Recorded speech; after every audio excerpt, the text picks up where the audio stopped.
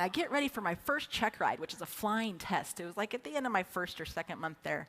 Blue skies and tailwind kind of day. I go fly, boom, knock it out of the park. It went great. I'm coming up now at the end of the second month, going into my second flight, and I get out to this beautiful T-37B tweet, and the jet won't start.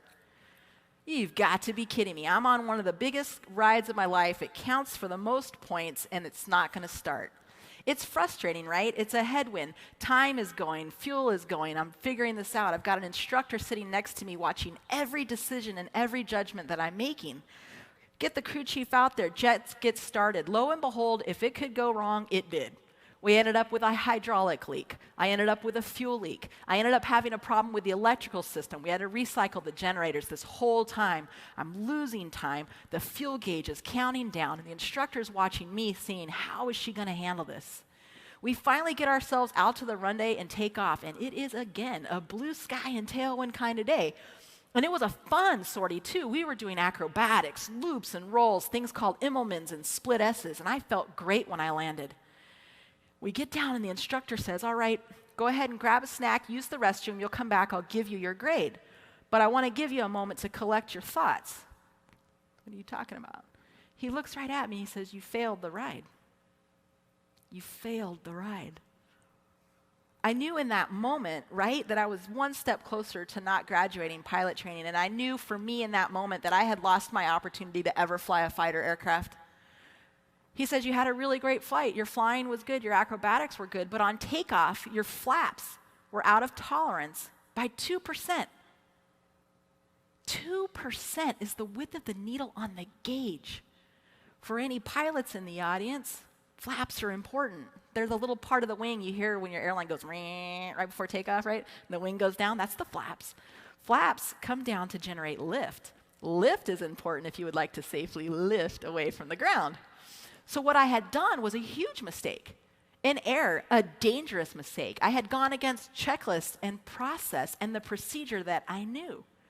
It was not okay, and he had to fail me, and I went back. I couldn't stop by the classroom. I had to keep a stiff upper lip. I went to my room in the dormitory, and I put my head in the pillow, and I cried like a baby.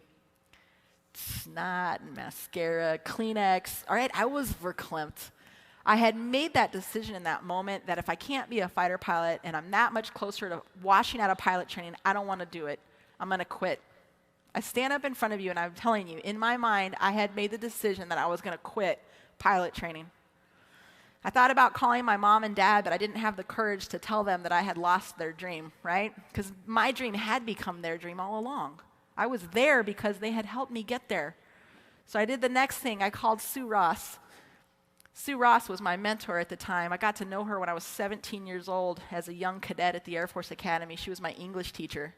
But more than that, Sue Ross had been a woman pilot in the military in the 80s. Like, she was like Yoda, right? I knew Sue was going to have the answer. I said, Sue, I failed. I'm quitting. It's over. She said, well, why did you fail? I said, well, the jet wouldn't start. She said, that's not why you didn't fail. Why did you fail? I said, well, the hydraulics and fuel and the generators and blah, blah, blah. She said, that's not why you failed. Why did you fail? I said, well, Sue, my flaps were out of tolerance by 2%. And it was silent, like crickets. And finally she said, well, are you going to do that again tomorrow? Are you going to do that again tomorrow? And I fought her. I can't possibly go fly again tomorrow. How do I get back in the jet? How do I face my peers? I'm no good. How do I get back in the cockpit and make this happen? But you know, the beauty of it is Sue Ross, she talked me off the ledge, right? She talked me off the ledge. And in that moment, I learned an extraordinarily valuable lesson. So this fighter pilot, former fighter squadron commander, Thunderbird pilot, learned this, that failure is the price of entry for achieving something great. Failure is the price of entry for achieving something great. Going after big dreams and gnarly dreams, there's going to be bumps and turns in the road. There's going to be times you have to get back up on the horse or back into the cockpit the next day, even when you might not want to. The beauty, I think, of failure, too, is that you come away with it a lot more focused, a lot more determined and committed, and I think also a lot more humble. And I think we can all agree that those are some pretty awesome characteristics to have. And so when we talk about headwinds, failure is that first one. It's important that we take responsibility, right? I was sitting there trying to make excuses, but it was my job to own it and fix it. And I went in that next day and I flew that sortie and I made sure I looked all my peers in the eyes and I told them what I had done so that they didn't make that same mistake. The value of networks. Nurture those networks now so that when you need them, they're there, okay? Be that person for somebody else. Be that Sue Ross who helps somebody get back into that OR the next day, right? When it might not have gone perfect.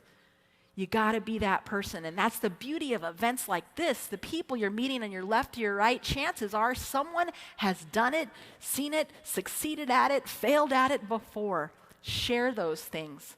And always remember to focus on the long game. Here's the thing. I fell flat on my face across the starting line. And I had used my mulligan, no doubt about it. But I still had 10 more months to get it right.